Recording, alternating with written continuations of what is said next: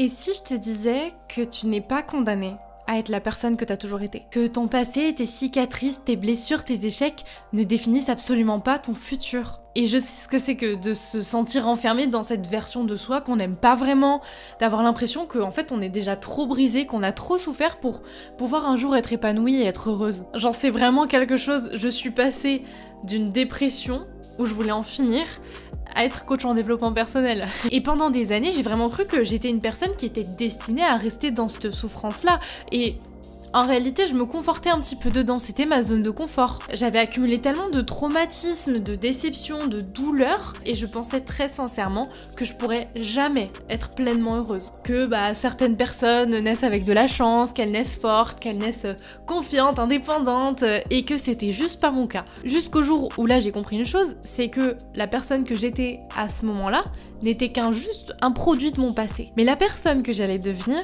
c'était moi qui allait la construire. Et aujourd'hui, je vais te montrer comment toi aussi, tu peux te réinventer et devenir la personne que tu rêves d'être. Pas en prétendant être quelqu'un d'autre, mais en choisissant vraiment jour après jour qui tu veux devenir. Donc reste bien jusqu'à la fin parce que je vais te donner une méthode claire pour y arriver et un outil puissant qui a changé ma vie et qui pourrait peut-être changer la tienne. Alors ce qui est sûr, c'est qu'on grandit tous avec des croyances sur nous-mêmes, souvent des croyances limitantes, des choses qu'on nous a dites, un petit peu des étiquettes qu'on nous a collées aussi, des blessures qui ont façonné notre vision du monde. Peut-être qu'on t'a fait croire que t'étais trop sensible, pas assez intelligente, pas assez fort. Peut-être que t'es convaincu que t'es pas fait pour réussir, pour être indépendant, pour construire ton business. Peut-être même que tu as réussi à te convaincre que t'étais pas faite pour aimer ou pour être heureuse. Mais la vérité dans ça, c'est que ce sont que des histoires qu'on se raconte, qu'on va nourrir jusqu'à ce qu'elles deviennent notre réalité. Je le cite je ne sais combien de fois, mais Darren Hardy a dit dans son livre L'effet cumulé,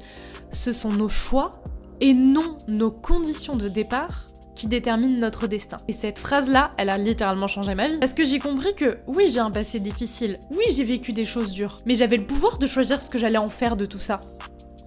J'ai le pouvoir de choisir ma prochaine action et de pas subir. Prends une feuille, là, maintenant, tout de suite, prends les notes de ton téléphone et écris 3 croyances limitantes que tu as sur toi-même. C'est-à-dire des choses, des croyances qui sont tellement ancrées de te dire, je mérite pas l'amour, je mérite pas ça, je suis pas assez ouvert, je suis trop timide, etc.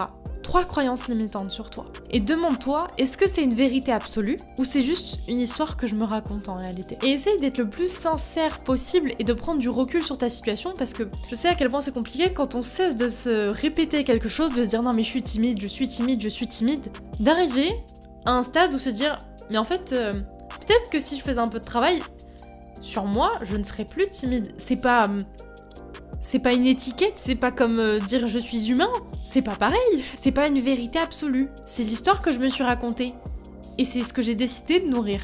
Bon, je vais te proposer un chemin en 3 étapes. La première chose, ça va être d'être dans l'acceptation de ton passé sans t'y attacher. Tu ne pourras pas avancer tant que tu refuses d'accepter ce qui t'a construit. Il faut arriver à avoir un lâcher-prise sur ça. Moi, ma force, elle n'a pas été bâtie sur des choses toutes belles, toutes roses. J'ai vécu des agressions, j'ai voulu mettre fin à ma vie, j'ai traversé une dépression, j'ai perdu des membres de ma famille, je me suis perdue moi-même en dépendance affective totale, j'ai vécu des relations toxiques, mais je m'y accroche pas. Je les ai vécues.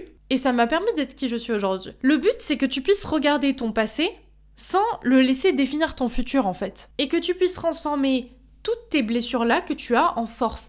Et comme dit, mon parcours en est la preuve, ce que j'ai vécu, ça m'a permis d'aider des centaines de personnes aujourd'hui. Je me dis en fait, si j'avais pas vécu tant de choses, parce que j'ai eu un panel de trucs mais dont tu n'as même pas idée, si j'avais pas vécu tout ça, je comprendrais pas autant les personnes que je suis en accompagnement. Je n'aurais potentiellement jamais eu autant d'empathie et de compréhension quand mes clients me disent « Je me suis fait harceler, je suis dépendant affectif, je viens de sortir d'une dépression, j'arrête pas de procrastiner, etc. etc. » Il y a une citation de Viktor Frankl qui dit « Entre le stimulus et la réponse, il y a un espace. Et dans cet espace réside notre pouvoir de choisir notre réaction. » C'est-à-dire que, il y a ce qui se passe, et il y a la réponse à ce qui va se passer. Et entre ces deux-là, t'as complètement le choix de choisir comment tu vas pouvoir réagir. Ta deuxième étape, ça va être de définir la personne que tu veux devenir. Qui est cette version de toi-même que tu rêves d'incarner. Prends le temps vraiment de le visualiser. Comment est-ce qu'elle parle, cette version de toi? Comment est-ce qu'elle agit? Comment est-ce qu'elle marche? Comment elle se comporte avec les autres? Comment est-ce qu'elle pense? Et chaque jour, pose-toi vraiment la question, quelle est la micro-action que je peux faire pour me rapprocher de cette version de moi-même? Donc si cette version de toi est très confiante, commence déjà à te tenir plus droite, à regarder les gens droit dans les yeux. Si cette version de toi est disciplinée, engage-toi à respecter un seul petit engagement chaque jour. Pas grand-chose. Tu peux te dire, aujourd'hui, je vais boire 3 litres d'eau. Aujourd'hui, je vais manger que des repas sains.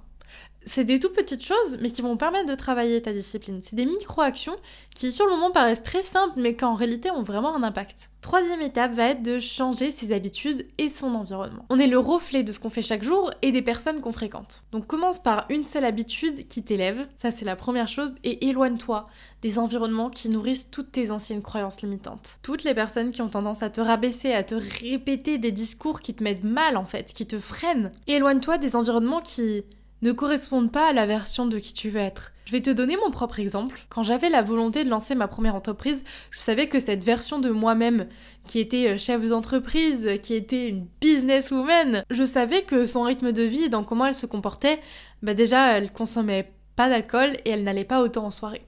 Et donc j'ai arrêté de boire de l'alcool et j'ai diminué les soirées. À ce stade de la vidéo, peut-être que tu ressens quelque chose en toi, une envie de changement, un espèce d'appel intérieur à enfin devenir cette version de toi-même que tu sais que tu peux être en réalité. Tu le sais au fond de toi. Souvent quand t'as une envie, c'est qu'il y a une possibilité de le faire. Mais je sais aussi que parfois on sait pas par où commencer, qu'on a besoin d'un guide, d'un cadre, qu'on a besoin d'un outil qui nous aide à avancer. Et c'est précisément pour ça que j'ai écrit mon livre. Alors c'est pas juste un livre qui raconte mon histoire. Aujourd'hui t'avais un petit peu le spoiler de quelques épreuves qui me sont arrivées. Mais en fait c'est vraiment un guide qui va te permettre de t'aider à te reconstruire, qui travaille vraiment, c'est un témoignage de résilience. Comment après telle épreuve tu peux rebondir, comment tu peux... en sachant que ton entourage est un peu nocif, travailler sur ça, comment tu vas pouvoir poser tes limites dans certaines choses, etc. Le but, c'est de comprendre pourquoi tu fonctionnes, comment tu fonctionnes, et surtout, en fait, à poser des actions concrètes pour avancer. Tu as même des espaces pour pouvoir écrire de toi-même dans le livre, etc. C'est vraiment un livre de développement personnel qui est fait pour t'apporter des clés concrètes. Ce livre, c'est vraiment le livre que j'aurais aimé lire quand j'étais complètement perdue. C'est une main tendue pour toutes celles et ceux qui veulent se réinventer, mais qui savent pas comment. Qui ont traversé des épreuves ou qui traversent des épreuves et qui veulent pouvoir s'en relever. Je te laisse le lien dans la description. À l'heure actuelle d'ailleurs, il faut qu'on atteigne 150 précommandes pour que le livre soit publié, alors je compte sur vous, il ne reste plus beaucoup de jours. Ton challenge du coup va être déjà de noter tes croyances limitantes actuelles, d'écrire une nouvelle histoire de qui tu veux devenir, et enfin, de mettre en place une micro-action quotidienne pour incarner cette nouvelle version. Et encore une fois, tu n'es pas défini par ton passé, mais par ce que tu choisis de faire aujourd'hui. Je te retrouve très bientôt et je te souhaite la meilleure journée de ta vie. C'était Marina.